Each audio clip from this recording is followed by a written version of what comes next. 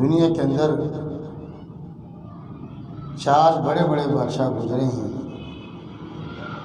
2 کافر تھے، 2 مسلمان۔ کافروں میں نمرود، فرعون، بعضوں نے بخت نصر کو شامل کیا، اور مسلمانوں میں سیدنا حضرت سلیمان علیہ السلام اور ذوالقرنین، جس کو سکندر اعظم بھی کہتے ہیں۔ 15واں پارہ سورہ اسراء کے پہلے رکوع کے اندر بنی اسرائیل کو، یہودیوں کو جس ہستی نے تباہ برباد کیا اس کو بخت نصر کہتے ہیں۔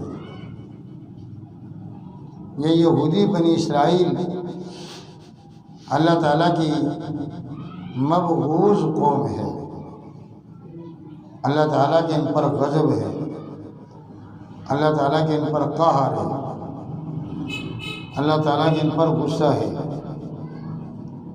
ہمیشہ اللہ تعالیٰ نے ان پر لعنت کی ہے۔ یہ لوگ اپنی بری فطرت، بری عادت سے باز نہیں آتے۔ بخت نصر نے آ کر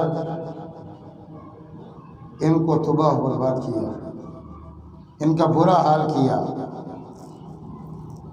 ان کی عبادت گاہوں کے اندر بخت نصر کی فوجیں داخل ہوئی جوتیوں سمیت، اور مار مار کر یہودیوں کا، بنی اسرائیل کا برا حال کر دیا۔ وجہ وہی ہے کہ یہ یہودی بنی اسرائیل اللہ کے دشمن ہیں، نبیوں کے دشمن ہیں، رسولوں کے دشمن ہیں، حضرت موسیٰ علیہ السلام کے دشمن ہیں۔ موسیٰ علیہ السلام کو بہت زیادہ پریشان کیا، بہت زیادہ تنگ کیا انہوں نے۔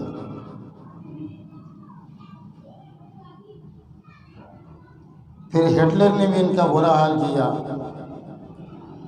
60 لاکھ یہودیوں کو ہٹلر نے تلواروں سے ان کی گردنیں اڑائی، اور چند یہودیوں کو چھوڑ دیا، اور اس لیے چھوڑا بطور عبرت کے، بطور تعزیانی عبرت کے، اور یہ کہا کہ میں نے یہودیوں کے، چند یہودیوں کو اس لیے چھوڑا تاکہ بعد کی دنیا کو یہ پتہ چل سکے کہ میں نے یہودیوں کا قتل عام کیوں کیا۔ لوگ سمجھ جائیں گے کہ یہودی اسی قابل تھے کہ شام کو چھوڑ دیا جا سکتا ہے، زہریلے، موذی، مہلک، خطرناک جانوروں کو چھوڑ دیا جا سکتا ہے، ترک کیا جا سکتا ہے، مگر یہودیوں کو نہیں چھوڑا جا سکتا۔ یہ اسی قابل ہے۔ جانور کے دل میں ترس، رحم آ سکتا ہے، یہود کے دل میں ترس نہیں آ سکتا، یہود کے دل میں نہیں آ سکتا رحم۔ آپ ذرا قرآن پاک اٹھائیں، پہلا پارہ پڑھیں، اللہ تعالیٰ شاہ فرماتے ہیں ثم قست قلوبکم من بعد ذلک فہی کالحجارہ او اشد قسوہ۔ اور یہودیوں، او بدبختو، اس کے بعد تمہارے دل سخت ہو گئے، اور اتنے سخت ہو گئے، اتنے سخت ہو گئے کہ دنیا کے اندر جو چیز سخت ہو جائے اس کی مثال دی جاتی ہے پتھروں سے۔ فرمایا یہودیوں، تمہارے دل اتنے سخت ہو گئے گویا پتھروں سے بھی زیادہ سخت ہو گئے۔ فہی کالحجارہ، یہودیوں تمہارے دل پتھروں کی طرح ہو گئے۔ او اشد قسوہ، پتھر کے اندر نرمی آ سکتی ہے، پتھر بھی موم ہو سکتا ہے، لیکن یہودیوں تمہارا دل پتھروں سے بھی زیادہ سخت ہے۔ پھر اللہ تعالی نے پتھروں کی 3 قسمیں بتائی قرآن کریم پہلا پارہ سورہ بقرہ کے اندر، کہ بعض پتھر اللہ کے خوف سے پہاڑ کی اونچائی چوٹی سے نیچے کو گر جاتے ہیں۔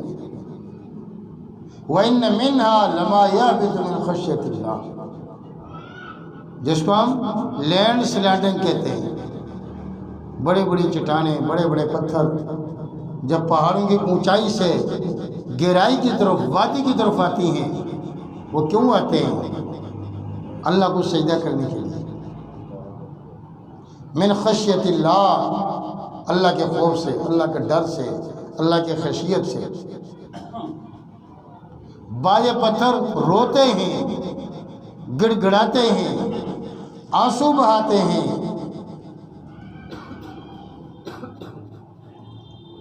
ان پتھروں سے جب آنسو نکلتے ہیں، ان آنسوؤں کو انسان چشمہ کہتا ہے۔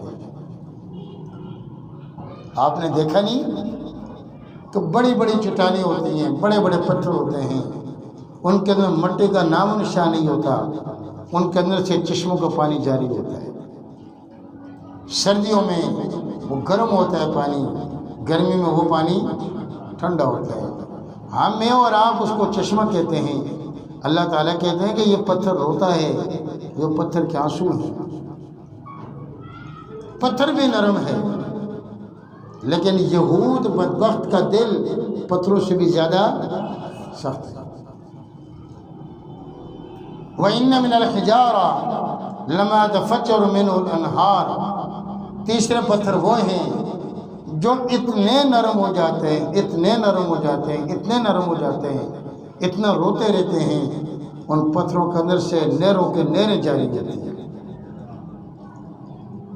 لیکن یہود کے دل میں آپ کو نرمی نظر نہیں آئے گی۔ یہ تو آپ کہہ سکتے ہیں آسمان نیچے آ جائے، زمین اوپر چلی جائے، سورج مغرب سے طلوع ہو، مشرق میں جا کر غروب ہو جائے، آسمان کے ستارے نیچے آ جائیں، ہر ناممکن چیز ممکن ہو سکتی ہے۔ پتھر کے اندر سے گلاب اور ہر چیز اگ سکتی ہے، لیکن یہود کے دل نرم ہو، یہ بات نہیں ہو سکتی۔ یہودیوں سے نرمی کی توقع رکھنا یہ عبث ہے، یہ بیکار ہے، کیونکہ یہود وہ بدبخت قوم ہے جو اپنے اوقات کو بھول جاتی ہے۔ سمجھدار انسان، اصلی انسان، نسلی انسان، خاندانی انسان اپنی اوقات کو ہمیشہ یاد رکھتا ہے، اپنی اوقات کو بھولتا نہیں ہے۔ یہود وہ ذلیل ترین قوم ہے، یہود وہ مبغوض قوم ہے، مغضوب علیہم قوم ہے، کہ یہود نے ہمیشہ اپنی اوقات کو بھلایا ہے، اپنی اوقات کو یاد نہیں رکھا۔ پھر اللہ پاک نے ہر دور کے اندر، ہر زمانے کے اندر یہود پر اللہ نے قہر کو نازل کیا، اللہ نے اپنے غضب کو نازل کیا، اللہ تعالیٰ نے اپنا غصہ نازل کیا، اور پھر اللہ پاک نے یہودیوں کو راندہ درگاہ کرتے ہوئے شیطان کا بڑا بھائی کہہ دیا۔ شیطان تو کبھی نہ کبھی رب کے سامنے جھکا ہے، لیکن یہود رب کے سامنے نہیں جھکا۔ شیطان نے اللہ تعالیٰ سے دعائیں مانگی ہے، رب فانظرنی الی یوم یبعثون، یا اللہ مجھے قیامت تک کے لیے زندہ رکھ۔ اللہ نے کہا ٹھیک ہے، تجھے قیامت تک کے لیے مہلت ہے۔ رب کو یاد کیا، رب سے دعائیں کی، اور آپ مجھے بتا نہیں سکتے کہ یہود نے بھی اللہ تعالیٰ کو پکارا ہو، یہود بنی اسرائیل نے اللہ تعالیٰ سے دعائیں کی ہو۔ اور آج کل کا یہودی وہ دجال کو ابن مسیحا سمجھتا ہے، دجال کو اپنا نجات دہندہ سمجھتا ہے۔ آج کل کے یہودی مادی طاقت کو اپنی سب سے بڑی قوت سمجھتا ہے، پیسے کو، دولت کے فراوانی کو، اسلحہ کو، ساز و سامان کو، بڑی بڑی بلڈنگوں کو اپنی قوت سمجھتا ہے۔ اور دجال بھی مادیت کی طرف دعوت دے گا، لیکن انبیاء نے مادیت سے لوگوں کو ہٹا کر روحانیت کی طرف دعوت دی ہے۔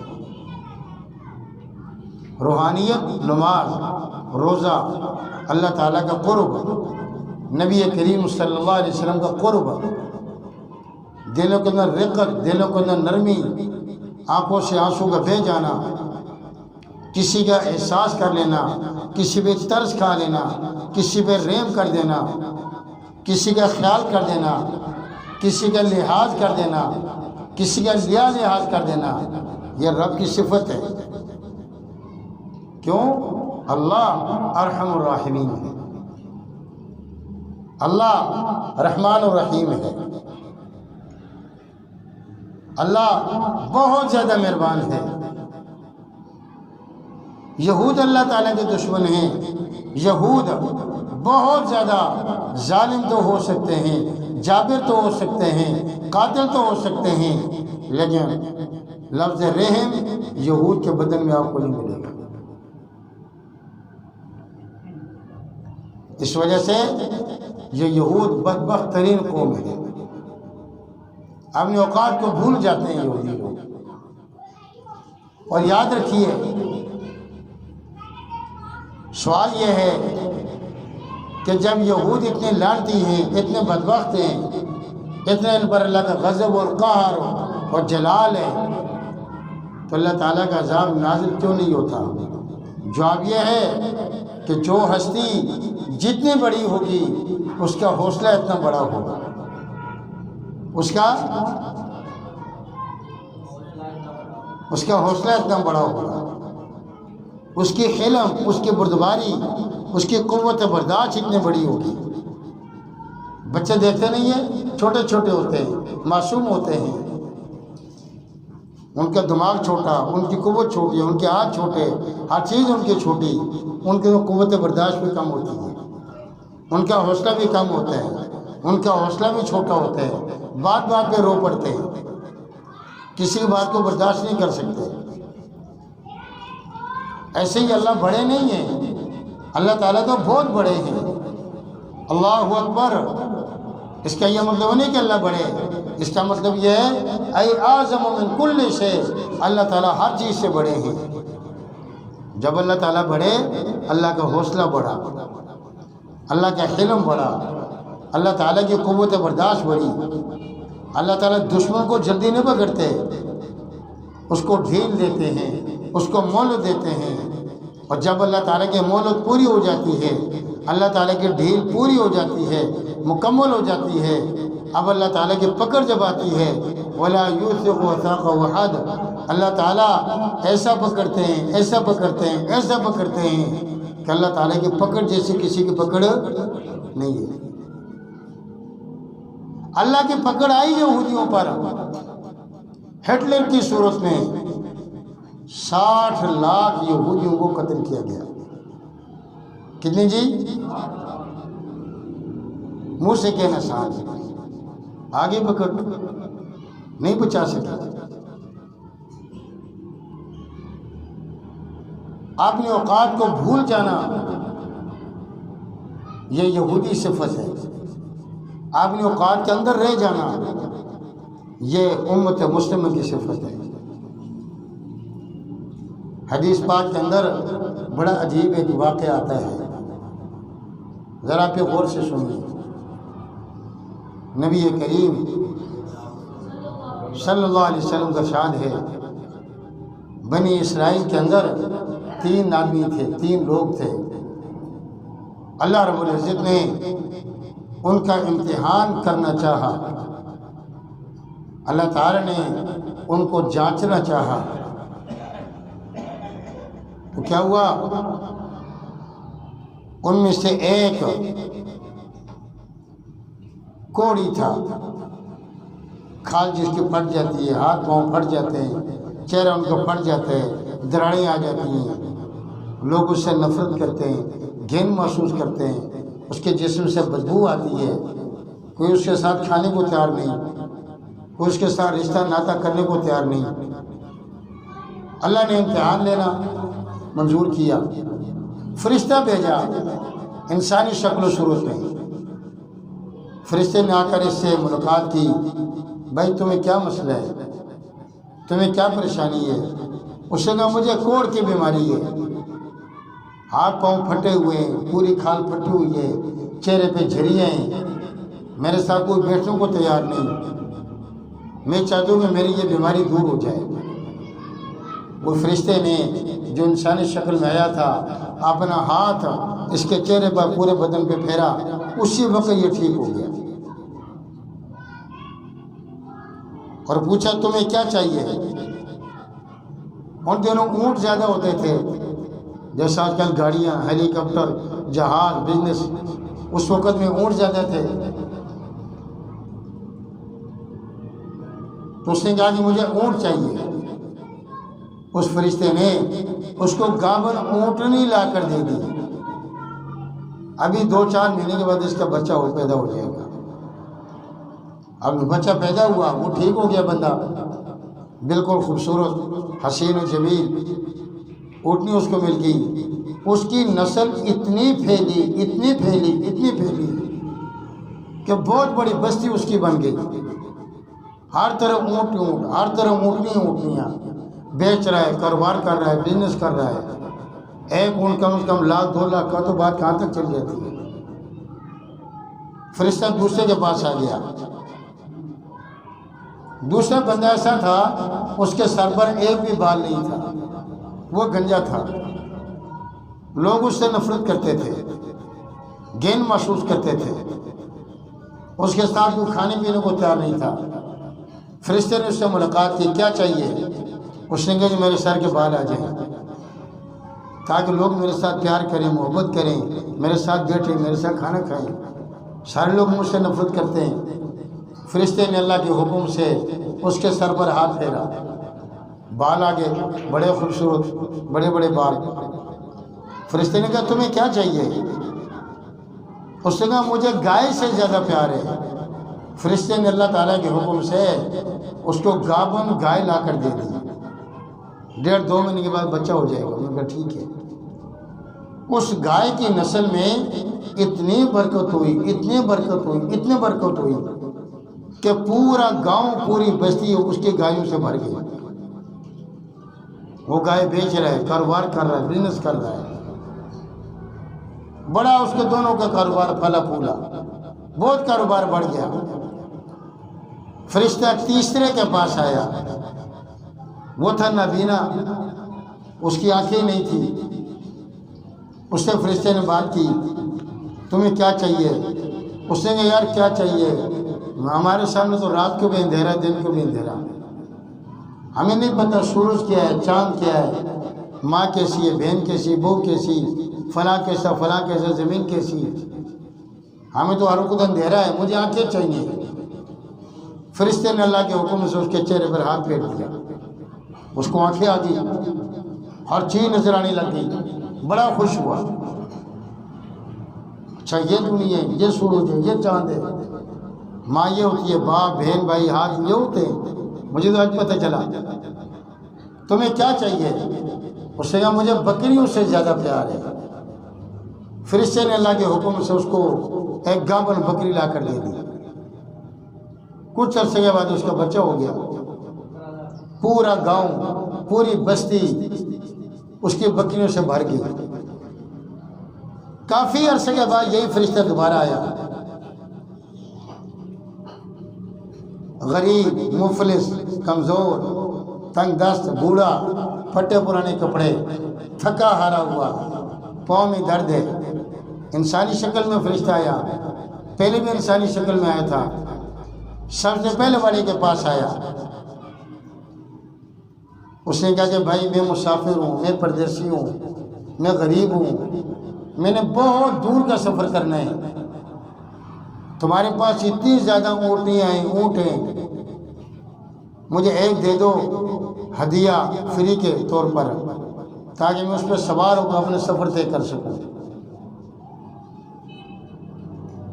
تو جس اس اللہ کا واسطہ جس اللہ نے تمہیں ویسا بنایا جیسے تم نہیں تھے، تم بیمار تھے، تم یہ تھے وہ تھے، اللہ نے یہ وہ کر دیا، کہتے ہیں آپ جھوٹ بول رہے ہیں، یہ تو میرے باپ دادا کا کاروبار تھا، یہ تو ہمارا بزنس تھا، میرے باپ کی اتنی اونٹی تھی، میرے چاچے تائی کی اتنی تھی، میرے دادی کی اتنی تھی، اور تمہیں ایک اونٹ دے دوں، جا اللہ بھلا کرے، اللہ خیر کرے، جس سے ہم آج کل تنخواہ دیتے ہیں 150 روپے دے کر، اس نے اس کو تنخواہ دیا۔ فرشتے نے کہا اگر تم جھوٹ بولتے ہو اللہ تعالیٰ تمہیں ویسے کر دے جیسے تم تھے۔ وہ اکڑ گیا، تو بدوائیں دے رہے، اس نے کہا حقیقت ہے، بدعا والی کون سی بات ہے؟ اگر تم جھوٹ بولتے ہو اللہ تعالیٰ تمہیں ویسے کر دے جیسے تم تھے۔ لو جی یکدم اس کے ساری اونٹیں مر گئی، سارے اونٹوں پر ایسی بیماری ایسا کوئی مسئلہ آیا، سب کچھ ختم۔ اس کے ہاتھ پاؤں دوبارہ پھٹ کے دراڑی پڑ گئی، چہرہ اس کا بدنما بد شکل بن گیا، اب رو رہا ہے، چیخ رہا ہے، چلا رہا ہے، اوقات اپنا بھول گیا، سوری کر رہا ہے، معذرت کر رہا ہے، معافی مانگ رہا ہے۔ اللہ کی پکڑ آ گئی، اب کوئی چھڑا نہیں سکتا۔ فرشتہ دوسرے کے پاس آیا اور کہا کہ میں یہ ہوں، میں وہ ہوں، میرے اتنے حالات خراب ہیں، اللہ نے آپ کو اتنا کچھ دیا ہے، مجھے گائے کا بچہ دے دو، ایک بیل دے دو، گائے دے دو، گھر میں گزارا ہو جائے گا۔ اس نے میں فرشتے کو ڈانٹا کہ یہ تو ہمارے باپ دادا کا کاروبار ہے۔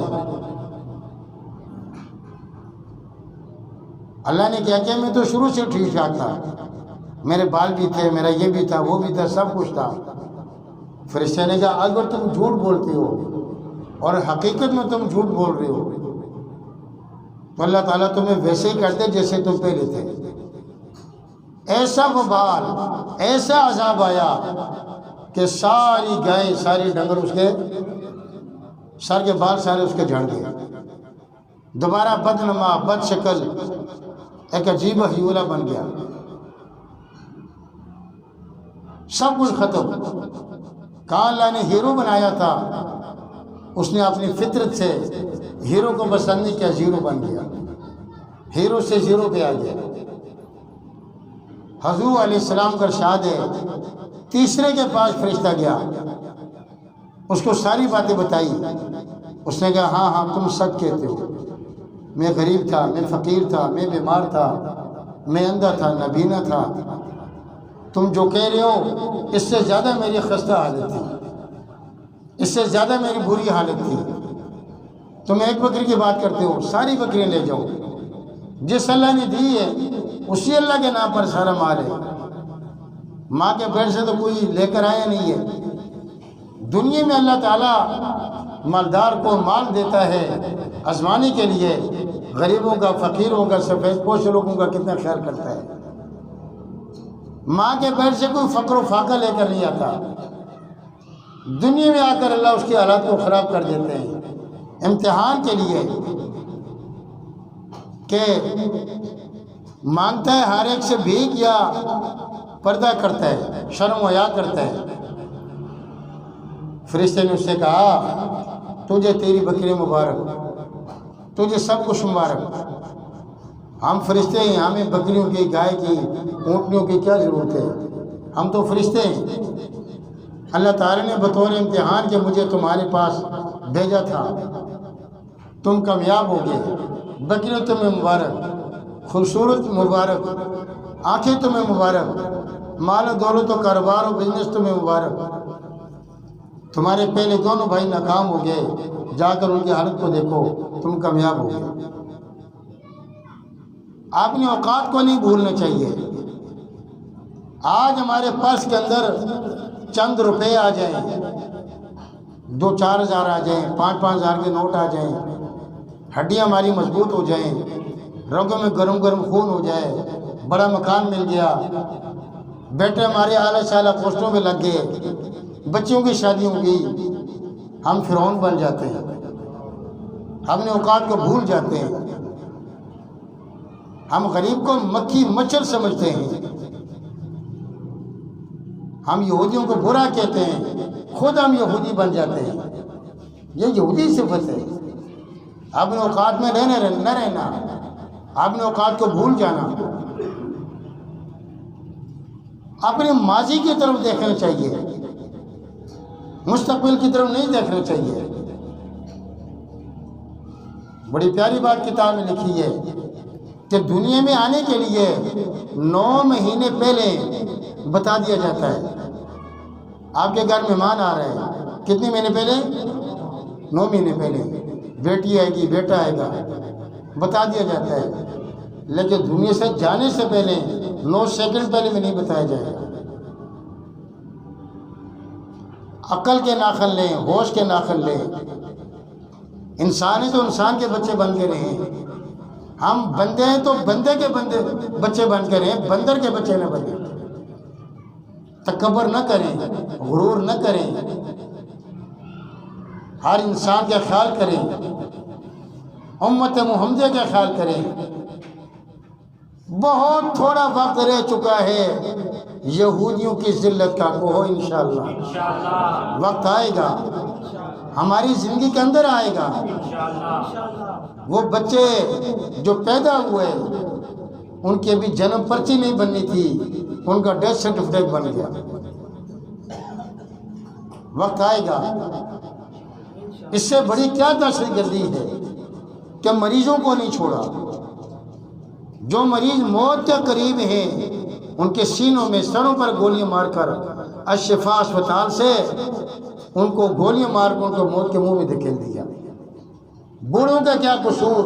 جو بوڑھا چل نہیں سکتا، پھر نہیں سکتا، پاؤں اٹھا نہیں سکتا، کھا پی نہیں سکتا، بوڑھوں کو نہیں چھوڑا، عورتوں کو نہیں چھوڑا، بچوں کو نہیں چھوڑا، بیماروں کو نہیں چھوڑا، مریضوں کو نہیں چھوڑا۔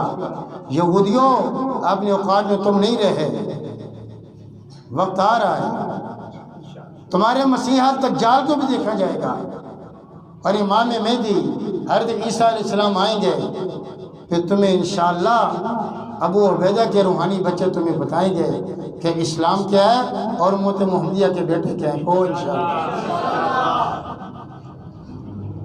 اور مسلمان 2 کام کر سکتے ہیں، ایک کام تو دعا ہے، جیسے پچھلے جمعے میں نے عرض کیا، جہاں ہم اپنے لیے دعا کریں وہاں ہم فلسطین کے مظلوم مسلمانوں کے لیے ضرور دعا کریں۔ اور دوسرا، ہم دکانیں بند کریں، کاروبار بند کریں، اس سے یہودیوں کو کوئی نقصان نہیں ہے۔ 100 سال بند کرو کو کیا نقصان ہے؟ آپ کا اپنا نقصان ہے۔ دھرنے دو، احتجاجی مظاہرے کرو، سڑکیں بند کرو، اپنے ملک کا نقصان ہے۔ ان کا نقصان کرنا ہے تو معاشی بائیکاٹ کرو، ان کی چیزیں استعمال نہ کرو۔ پیپسی، کوکا کولا، شیل کا پمپ ہے، ٹوٹل کا پمپ ہے، دیسی پٹرول پمپ ہے، ان کے اندر سے پٹرول نہ ڈلواؤ۔ اپنے وطن کو ترجیح دو، اپنے ملک پاکستان کو ترجیح دو، اپنی چیزوں کو استعمال کرو، مسلمانوں کی چیزیں استعمال کرو، نیسلے کی کوئی چیز استعمال نہ کرو۔ اس سے یہ نبی علیہ السلام کی سنت ہے۔ جیسے پچھلے جمعے میں نے عرض کیا کہ نبی علیہ السلام نے فرمایا، اے خیبر کے غزوہ خیبر میں شریک ہونے والے مسلمانوں، تم چیخو گے، چلاؤ گے، تمہارے چیخنے چلانے کے آوازیں یہودیوں کے قلعوں تک نہیں جائیں گی۔ تم پتھر پھینکو گے، تمہارے پتھر یہود کے قلعوں تک نہیں پہنچے گا۔ تم تیر مارو گے، تمہارا تیر وہاں تک نہیں جائے گا۔ پھر اللہ کے نبی صلی اللہ علیہ وسلم بتائیں کیا کریں؟ نبی علیہ السلام نے فرمایا، کلہاڑیاں لو، ان کا معاشی بائیکاٹ کرو۔ جو چیزیں یہ کھاتے ہیں جن سے ان کو سپورٹ ملتی ہے، اور وہ تھا خیبر کے باغات، خیبر کے کھجوروں کے باغات، نبی علیہ السلام فرمایا کلہاڑی لو اور ان کے تمام کھجوروں کو کاٹ دو، سارے باغات کو کاٹ دو۔ آج پیپسی یہ بہت بڑا باغ ہے یہودیوں کا، کوکا کولا بہت بڑا باغ ہے، نیسلے کی تمام چیزیں یہودیوں کو بہت بڑی سپورٹ کر رہی ہیں، کئی پمپ یہودیوں کے ہیں ان کو سپورٹ ہو رہی ہے۔ وہ ہماری ان چیزوں سے فائدہ اٹھا کر مالی سپورٹ حاصل کر کے فلسطین کے مظلوم بچوں پر گولی چلاتے ہیں۔ یہ تو آپ کر سکتے ہیں، جو کر سکتے ہیں وہ کرتے نہیں ہیں، اور جو نہیں کر سکتے اس پہ زور ڈال رہے ہیں۔ 70 قاریوں کو شہید کیا، کتنوں کو؟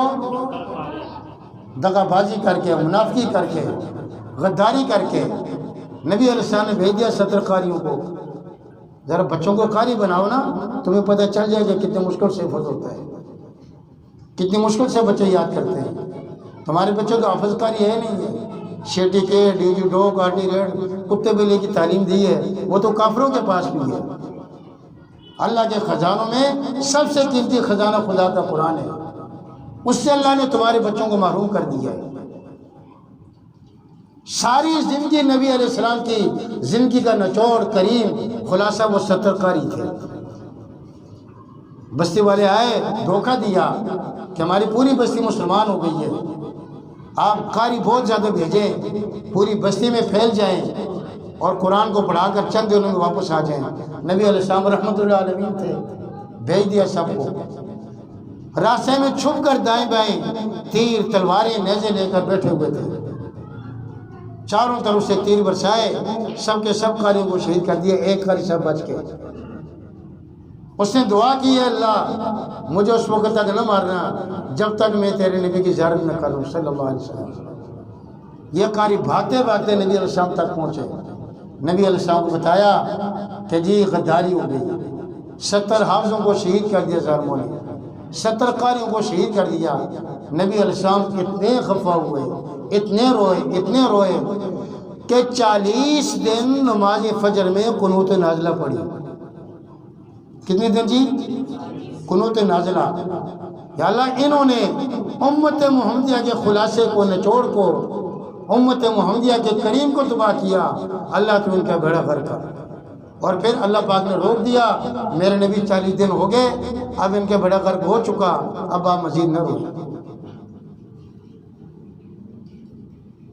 نبی علیہ السلام نے، نبی علیہ السلام کے 2 بچیوں کو طلاق ہوئی، رقیہ ام کلثوم، کبھی بدعا نہیں دی۔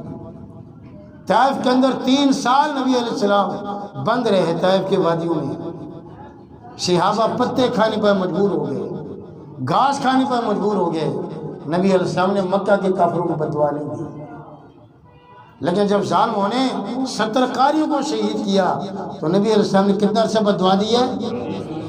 آج کے مسلمان قاری کو دیکھتے ہیں، ان کا بلڈ پریشر ہائی ہو جاتا ہے، ان کے چہرے پر جو ہے نا وہ ماتھے پر ان کے شکن آ جاتے ہیں۔ کوئی بات نہیں، کفن تم نے بھی پہننا ہے اور کفن ہم نے بھی پہننا ہے۔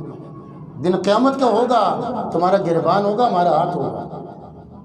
ہم داڑھی مڈوا کر کاروبار کر سکتے ہیں، لنگڑے لولے نہیں ہیں، بزنس کر سکتے ہیں، لیکن روکا سوکھا کھا کر تھوڑے بہت میں گزارا کر کے دین محمدی کو سینے سے لگایا۔ اس کا تو یہ تھا کہ تم ہمارے پاؤں چھاڑتے، تم ہمارے خادم بنتے، تم ہماری خدمت کرتے، لیکن اس کے بجائے تم نے کینہ رکھا، بغض رکھا، عداوت رکھی۔ عدالت خدا بھی آ رہی ہے، عدالت محمدی بھی آ رہی ہے۔ جس طرح نبی علیہ السلام کی بدعا ان کو بھی ہے، اسی طرح قیامت تک کے لیے جو بندہ ان کا دشمن ہوگا یہ بدعا ان کو بھی لگے گی۔ تو یہودیوں نے فلسطین کے اندر مساجد کو شہید کیا، یہ لوگ کبھی بچیں گے نہیں۔ تو ہم 2 کام کر سکتے ہیں جی، یہود اور جو لوگ ان کو سپورٹ کرتے ہیں ان کی چیزیں استعمال نہ کریں۔ گھر کے اجتماعی طور پر دعا کریں، جس دعا میں بچے شامل ہوں، معصوم بچے، وہ ننھی منی توتلی زبان سے آمین کہیں گے، ان کی دعا آسمان عرش معلیٰ کو چیر کے اوپر چلی جاتی ہے۔ ہم گھروں میں بیٹھ کر بچوں کو دعا میں شامل کریں۔ ایسا وقت آئے گا اللہ تعالیٰ اسرائیل کے فرعونوں کو تباہ برباد کرے گا۔ اللہ تعالیٰ ہمیں دین کی سمجھ اور قرآن حدیث پر عمل کرنے کی توفیق نصیب فرمائے۔